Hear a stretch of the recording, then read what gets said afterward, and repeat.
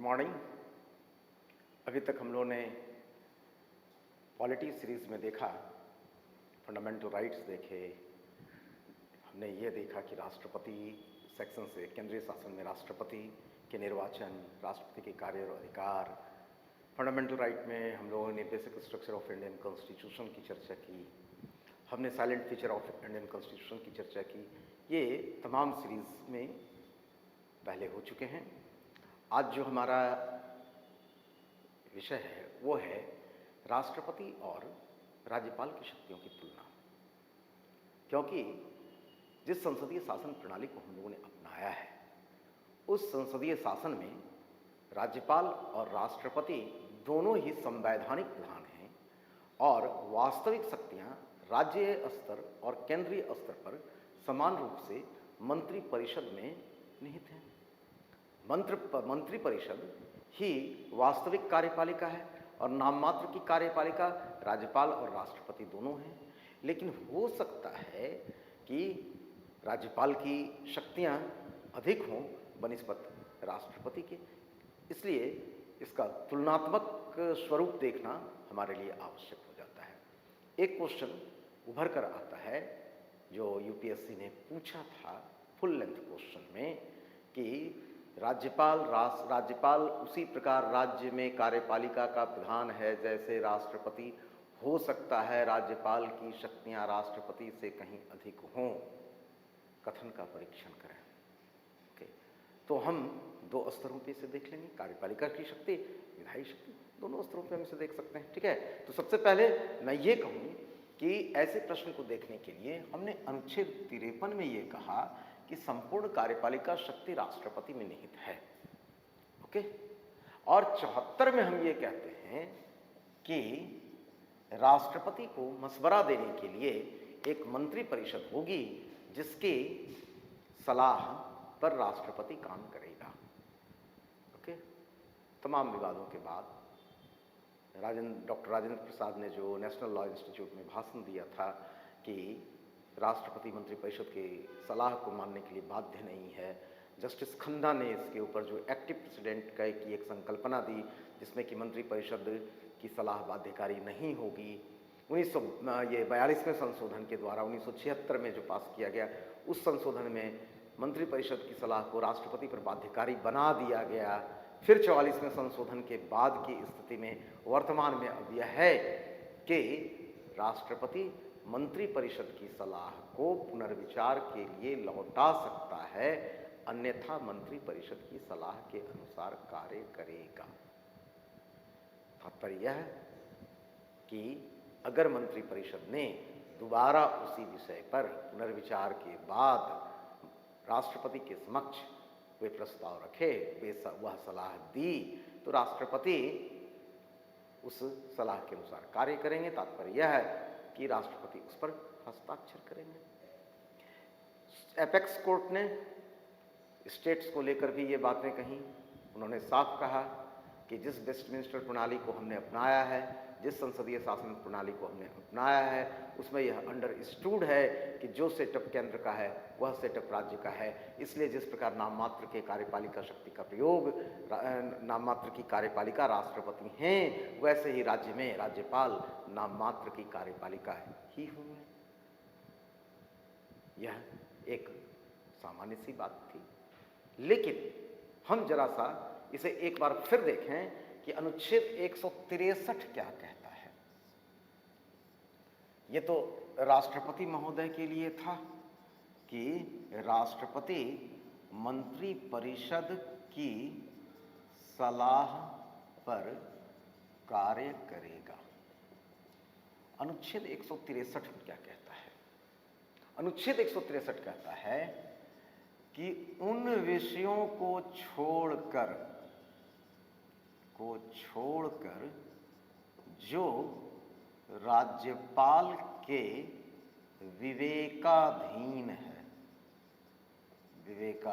है, राज्यपाल को सलाह देने के लिए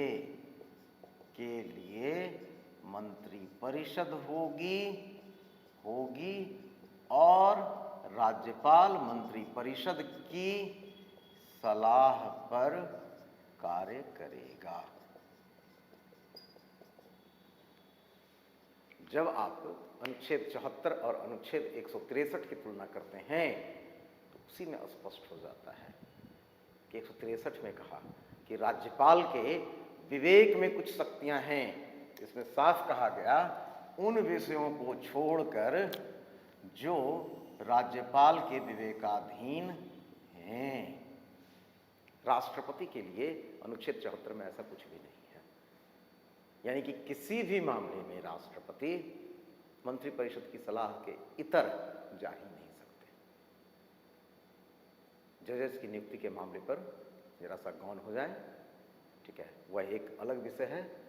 सुप्रीम कोर्ट, हाई कोर्ट के जजों की नियुक्ति को हम अलग से लेंगे, क्योंकि उसमें जजेस केस 1, जजेस केस 2 के फैसले, कलोजियम आदि आदि आती हैं। तो बाकी जो हम कहें तो राष्ट्रपति के लिए ऐसे कोई अवसर है ही नहीं, जबकि अनुच्छेद 163 क्लियर कर देता है कि राज्यपाल के विवेकाधीन क्या क्या है।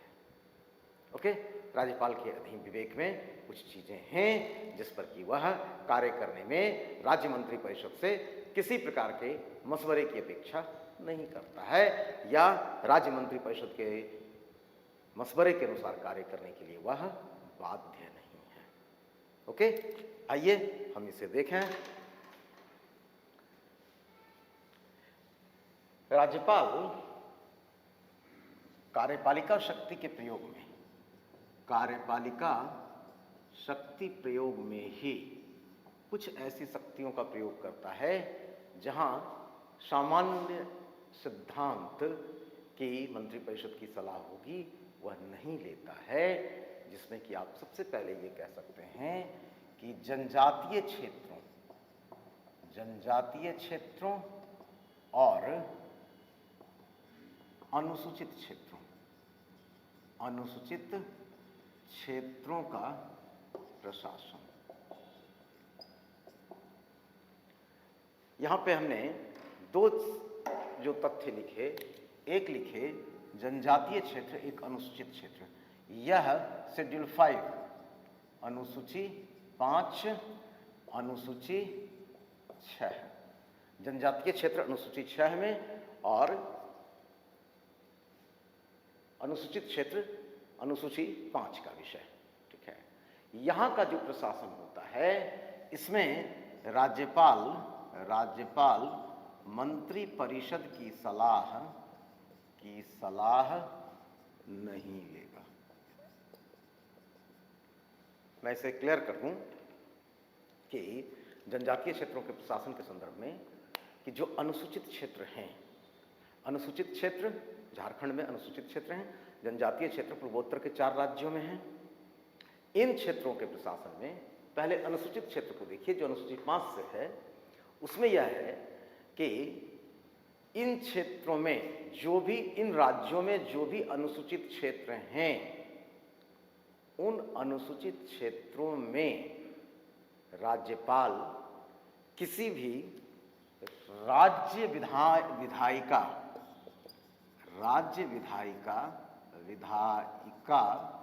या संसद के किसी भी कानून को लागू होने से रोक सकता है, लागू होने से रोक सकता है। कैसे रोकेगा? तो राज्यपाल प्रमाणन के द्वारा, ठीक है, अगर राज्यपाल यह प्रमाणित कर दे कि संसद की कोई विधि या राज्य विधायिका द्वारा बनाई गई कोई विधि अनुसूचित क्षेत्र में, खास अनुसूचित क्षेत्र या समस्त अनुसूचित क्षेत्र में लागू नहीं होगी, तो फिर वह विधि वहां लागू नहीं होती है। जनजातीय क्षेत्रों के प्रशासन में थोड़ा और आगे चल के अंतर को समझेंगे। इसमें यह है कि संसद की कोई भी विधि संसद या राज्य विधायिका द्वारा निर्मित कोई भी विधि जनजातीय क्षेत्र में तब तक लागू नहीं होती है लागू नहीं होती है जब तक कि राज्यपाल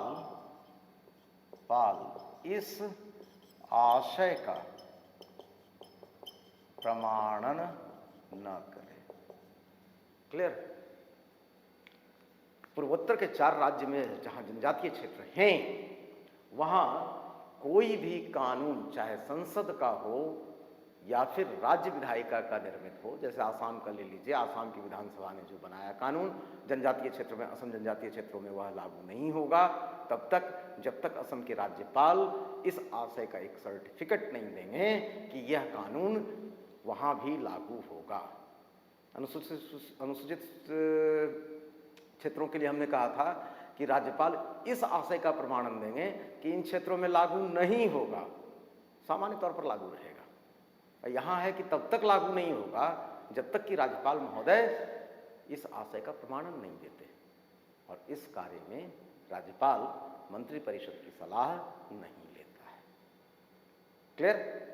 फिर मैं कहूं कि आपातकाल की उद्घोषणा में आइए, तो आपातकाल की उद्घोषणा में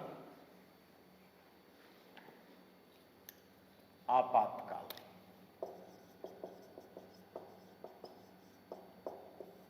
352 और 356, ओके। आपके 1950 के संविधान में था कि बाह्य आक्रमण या आंतरिक अशांति के आधार पर राष्ट्रपति भारत या इसके किस क्षेत्र में आपातकाल की उद्घोषणा कर सकता है। अनुच्छेद 352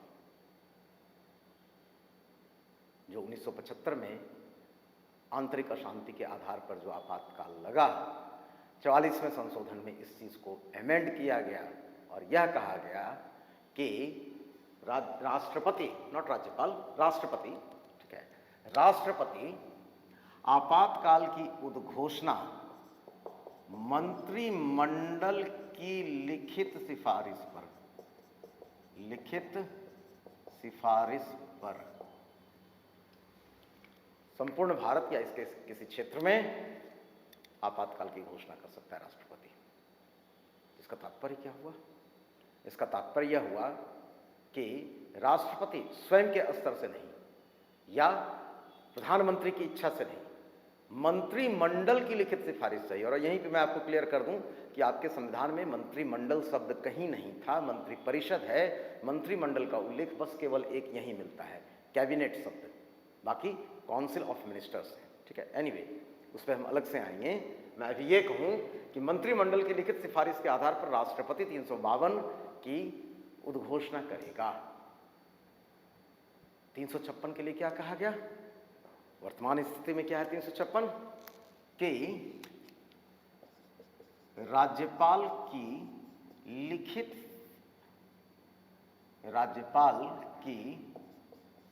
रिपोर्ट पर कि राज्य में संवैधानिक तंत्र विफल हो गया है, राष्ट्रपति शासन लगाया जाएगा। ओके, यहां पे आप गौर करें कि राज्यपाल की रिपोर्ट के आधार पर ही यह होगा, और दूसरा संवैधानिक तंत्र की विफलता। 356 पर अलग से आप लोगों के साथ हम आएंगे, क्योंकि उसमें बहुत ही विस्तृत तथ्य हैं। लेकिन इतना है कि राज्यपाल की सिफारिश अनिवार्य है, राज्यपाल की रिपोर्ट अनिवार्य है राष्ट्रपति शासन आरोपित करने के लिए, और यह जो राज्यपाल जो सिफारिश करेगा राष्ट्रपति को कि राज्य में संवैधानिक तंत्र विफल हुआ है, इसमें यह मंत्रिपरिषद से मशवरा नहीं करेगा। मंत्रिपरिषद से मशवरा, सलाह नहीं लेता है। यानी कि यहाँ राज्यपाल स्वविवेक की शक्तियों का प्रयोग करेगा, राष्ट्रपति आपातकाल की उद्घोषणा में स्वविवेक का प्रयोग नहीं कर सकते हैं। ओके, नाउ कम टू विधायी शक्ति में, यानी कि किसी विधेयक को मंजूरी देने में राज्यपाल और राष्ट्रपति की स्थिति कहाँ है। ओके, राष्ट्रपति किसी भी विधेयक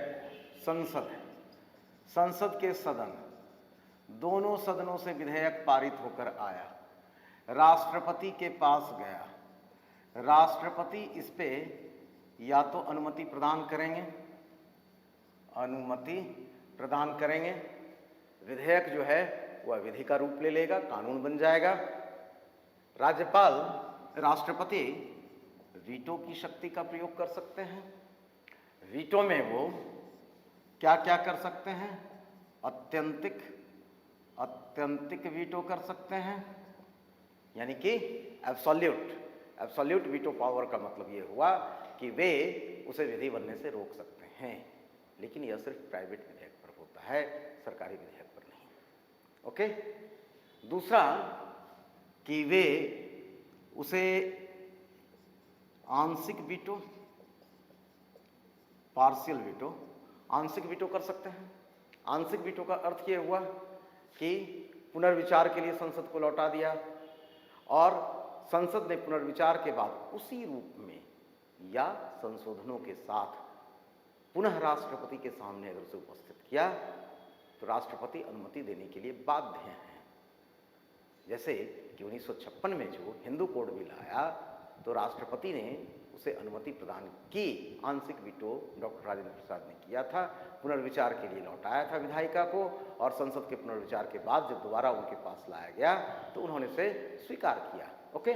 तो आंशिक वीटो का प्रयोग कर सकता है, लेकिन आंशिक वीटो में भी वह विधि बनने से अगर दोबारा आया तो वे नहीं रोक पाएंगे। तीसरा है जेबी वीटो, जिसमें कि हम कहते हैं कि राष्ट्रपति महोदय उसे अपने पटल पर छोड़ देंगे। ओके। डाकपाल बिल में ऐसा हुआ था, किंतु राज्यपाल की स्थिति अगर आप देखें तो थोड़ी भिन्न दिखेगी। ओके। राज्यपाल को अनुच्छेद 200 और 201, इसमें क्या विकल्प है? राज्यपाल ने अनुमति प्रदान की, अनुमति दी, विधेयक विधि बन जाएगा। राज्यपाल ने पुनर्विचार के लिए लौटाया, पुनर्विचार के बाद राज्यपाल के समक्ष फिर से उपस्थित किया गया। अब क्या होगा? राष्ट्रपति में तो आपने देखा कि राष्ट्रपति अनुमति देने के लिए बाध्य है, राज्यपाल बाध्य नहीं है। राज्यपाल क्या करेंगे? इसे, ठीक है, बाध्य नहीं है। इनके सामने एक तीसरा विकल्प क्या है कि राष्ट्रपति की अनुमति के लिए विधेयक को आरक्षित करना। ओके। कुछ विषयों में यह अनिवार्य है। अगर राज्य विधायिका ने ऐसे विषय पर विधेयक पारित किया हो जिससे कि हाईकोर्ट की शक्तियों पर प्रभाव पड़ता हो तो यह अनिवार्य है कि राज्यपाल राष्ट्रपति की अनुमति के लिए उसे आरक्षित करें। लेकिन किन किन विषयों पर वो आरक्षण कर सकते हैं या किन पर नहीं कर सकते हैं, अनिवार्यता में छोड़ दूं शब्द तो क्लियर है। यहाँ पे ये स्पष्ट कहा गया है कि राज्यपाल किन किन विषयों पर या किन विधेयकों को राष्ट्रपति की अनुमति के लिए आरक्षित करेगा, इसमें स्वविवेक का प्रयोग करेगा और राज्यपाल के स्वविवेक को न्यायालय में चुनौती नहीं दी जा सकती है कि उसे आरक्षित करना था या नहीं। तात्पर्य, समस्त विधेयकों को राज्यपाल राष्ट्रपति की अनुमति के लिए आरक्षित कर सकता है और राष्ट्रपति महोदय वैसे विधेयक को मंजूरी देने के लिए बाध्य नहीं है। राष्ट्रपति महोदय अपनी समस्त शक्तियों का प्रयोग कर सकते हैं, या तो अनुमति प्रदान करें या राज्यपाल के माध्यम से पुनर्विचार के लिए फिर वह सदन को लौट गया, राज्य विधायिका को लौट गया और राज्य विधायिका ने फिर से जब दोबारा उसे भेजा राज्यपाल को, राज्यपाल ने फिर से राज्यपाल के माध्यम से उसे रखवाया जाता है। फिर से वह राष्ट्रपति महोदय के पास गया, राष्ट्रपति उसे अनुमति देने के लिए बाध्य नहीं है। तात्पर्य यह है कि किसी भी विधेयक को विधि बनने से रोकने में राष्ट्रपति की अपेक्षा राज्यपाल की शक्तियां अत्यंतिक हो जाती हैं, अधिक हो जाती हैं। तो इसलिए इसलिए अगर हम ये कहते हैं कि राज्यपाल और राष्ट्रपति दोनों समान रूप से संवैधानिक प्रधान हैं, किंतु राज्यपाल स्वविवेक की शक्तियों का प्रयोग अधिक कर पाते हैं, राष्ट्रपति नहीं। ओके, मैं समझता हूं कि ये आपके सामने पूरी तरह क्लियर हो चुका होगा। Okay, thank you.